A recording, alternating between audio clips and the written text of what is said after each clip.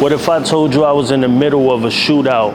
I ended up on a hospital bed, handcuffed, and at the end of this story, I end up on 161st Street in the Bronx, not going to Yankee Stadium, coming out of court with a gown on, a hospital gown and paper slippers. We're gonna talk about it.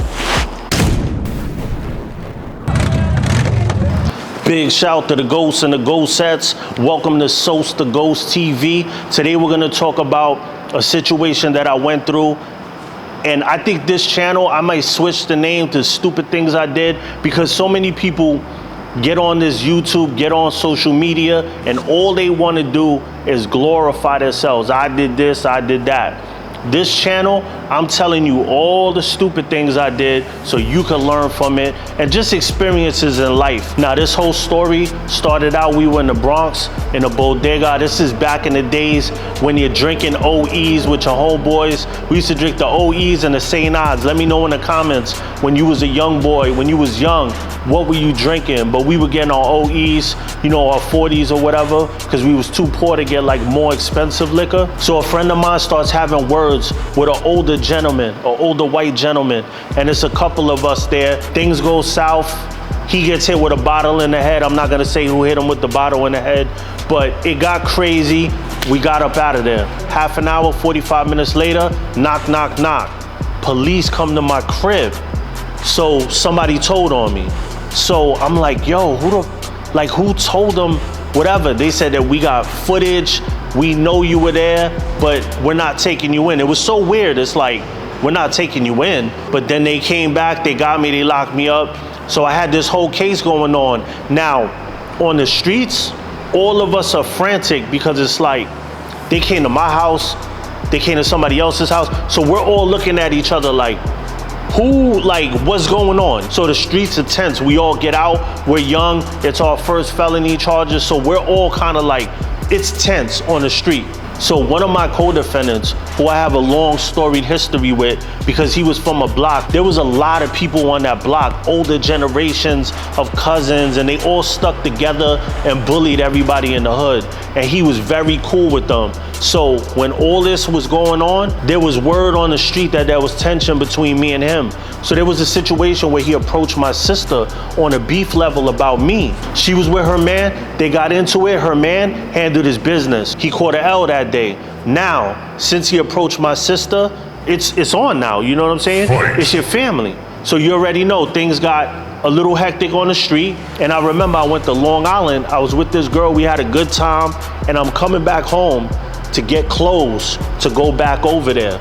And when we pull up to my block, we're on my block on Decatur Avenue, Bronx, this dude is in front of my building. Like, I can't believe that he got the nerve to think that it's okay for him to be around after what he just did. So like an idiot, I should have just left. She was telling me too, she was like, yo, just leave, forget the clothes. What you worried about clothes for, you know? And like an idiot, I don't want to talk too crazy because with statute of limitations and all that this was in 2000, so it's way past the statute of limitations, but I don't know if there's other things they could try you on. So let's just say, bang, bang, bang, he's shot, I'm shot. I'm handing someone that I consider my brother the strap. I'm telling him, take this for me, because my arm is like, it's like Popeye. So the so-called brother pushes the burner back to me, and then I gave him that look like, damn, crunch time.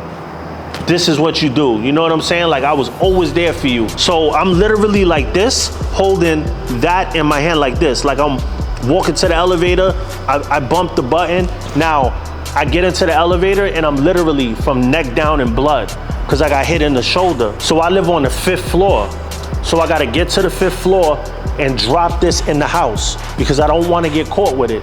So I bring it to the house, dump it in the garbage can. I come out the house. Now all this time, mind you, I can't bump into the walls because if I get blood splattered on stuff, if they come search, they already know what happened. So I get out the door, I lock the door, and I start heading towards a neighbor's house. And I got so dizzy that I knocked on the door and I like fell out right there. But I didn't knock out, I just fell out because I was like so tired, I couldn't take it no more. So she comes out the door, she's like, oh my God, you know, call the police, call whatever. Her boyfriend comes out, looks at me and says, yo, listen, come on. And he starts pulling her, telling her to mind her business. So this is how it is in New York. Dudes will let you bleed out. They don't care.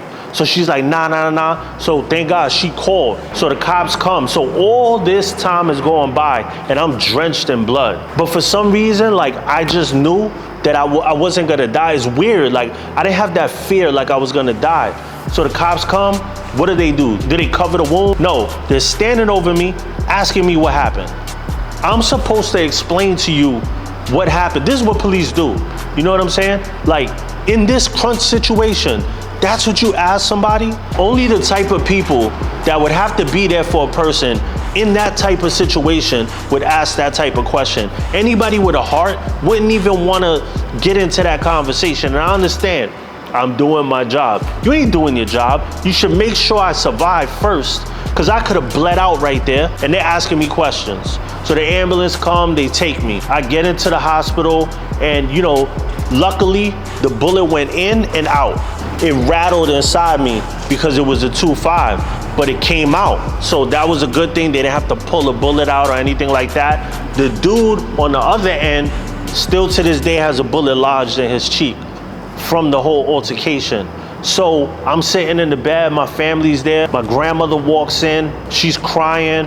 My sister, my mom, everybody's distraught. And just in that situation, I started cracking jokes. I don't know what's wrong with me, but it was all females, so I had to be that support. So I got my mom and my sister and them laughing and they're crying, and I'm like, yo, I'm good. Like, I'm gonna get through this. You know what I'm saying? God is great. So in front of my grandmother, the police come and they said, listen, we have to ask him some questions. So they tell me that the person that's down the hall shot said, I shot him. So they put the cuffs on me in the bed. And I'm sitting there like, man, they really cuffing me in the bed. Like, I'm like, y'all really gonna cuff me? I'm shot. And that's what they did. So I had to wait a couple days to be able to walk again. And when the whole thing was resolved, the story, it doesn't stop there. It gets worse and worse and worse. So when it's time to go, my mother left some clothes for me. What do these dudes do? They tell me, we can't find your clothes. I guess they were lost. Now, mind you, I'm in a gown, the old school gown where the back is open, and I didn't even have real slippers on. I had slippers that were paper. Like, literally, you know those paper slippers, the yellow ones? They literally grabbed me up, shot. I'm shot, and tell me it's time for me to go. So they didn't let me have my clothes. So they bring me to 161st Street in the Bronx, to Central Booking. In New York, that's where you go. If you get caught up in something in the Bronx, you go to Central Booking, which is by Yankee Stadium. It's about like 4 blocks away from Yankee Stadium. It's the unglorious part of 161st Street, which a lot of people don't know. They look at Yankee Stadium, but that area, that's the hood. Like 161st, Vietnam Projects is down there, Walton, Sheridan, all that, that's the hood. So if you're like a tourist and you're going to the Yankee game, stay close to the stadium, because that's the hood. That's not even a nice area. So they bring me into Central Booking. I go to the desk. The CO tells me, your charges are, and he says murder. So then I'm like, attempt murder you mean, right? No, he's like, murder. I'm like, murder? What are you talking about? He's like, the person died, it's murder. So my heart dropped. Like, I'm like, my whole life is over, you know what I mean? Like that, I felt that, like it hit me so hard, like, yo, my life is about to change over one situation, you know what I'm saying? I should have been in Long Island with Shorty chilling. Instead, I'm in this situation. I get into the holding cell, Central Booking. First person I see is an OG from the dude that I just flamed from his block. I'm in a sling, I'm in paper shoes and a gown.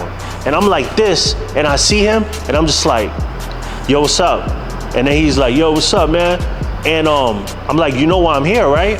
And then he was like, nah, what happened? And I was like, I let your boy have it. And I'm not gonna say the person's name or whatever, but yeah, it got crazy, and I let your boy have it. I'm just letting you know. Because I thought it was I wanted it to just go down. I didn't want it to go down while I'm sitting there, and I'm already compromised. So I'm like, fuck it, let's just do it right here. He turns around, he starts laughing. He said, I never liked that dude. He's not from our block. He wasn't from their block, but he was always there. And they always ran for his problems. But thank God, because in my neighborhood, he was that guy. You know what I mean? And that's how much, you know, when you start getting older, things start changing, because he was that guy and I was ready. Like, I'm in a bad situation. I might be doing the rest of my life. I'm not gonna be a sucker for anybody, you know? And this is not to glorify anything. This is survival. So we're sitting there talking for a couple of hours. You know how central booking is. They just make you wait there forever, hand you nasty bologna sandwiches and bullshit, just to get you like your stomach all messed up. So when you're in there, you just feel even more shitty. So they call me into court. I see my lawyer, tall black dude. Everything he's saying, I could understand it. Like, I don't know if you understand what I mean, but I dealt with a lot of problems with the law growing up, and I never understood what lawyers were talking about. They always talked another language for me, and this dude was speaking English, so that made me feel good. But I knew I was in a bad spot. Like, it was a bad situation. So I'm like, so what do you think, you know? And he was like, well, the charges are attempted murder, this is that. I'm like, wait a minute, it's not murder? He didn't die? He was like, what are you talking about? I was like, the CO downstairs told me that he died. He was like, man, they do stuff like that to make people more nervous and make them feel like shit, and it should be illegal, but that's not what happened. So he was like, listen, man, you're gonna get out of here today. And I'm like, what? Like, no way, like. And he's like, yeah, you're gonna get out of here today. He's shot, you're shot. They can't keep you in and not keep him in, and they already let him go. So there's no way I'm letting them keep you here. So he starts talking to the judge. Sure enough, he gets me out of there. I couldn't believe it, you know what I'm saying? I'm like, I go from thinking that this man died to like, now I'm going home. It was like the Twilight Zone. So I go outside, mind you, I'm in a sling, a gown, and paper slippers, standing outside of 161st Street, looking crazy, hair crazy, looking like a criminal. Crazy situation that could have been avoided if I would have used this head or this head and thought that way and went and left. But instead, I decided to be tough when keeping it real goes wrong. I could have easily ended up like this.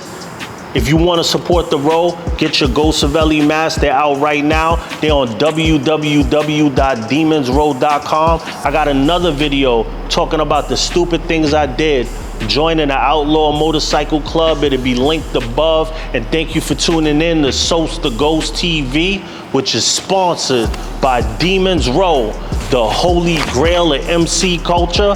Like, subscribe, and comment. And oh yeah, we ghosting, baby.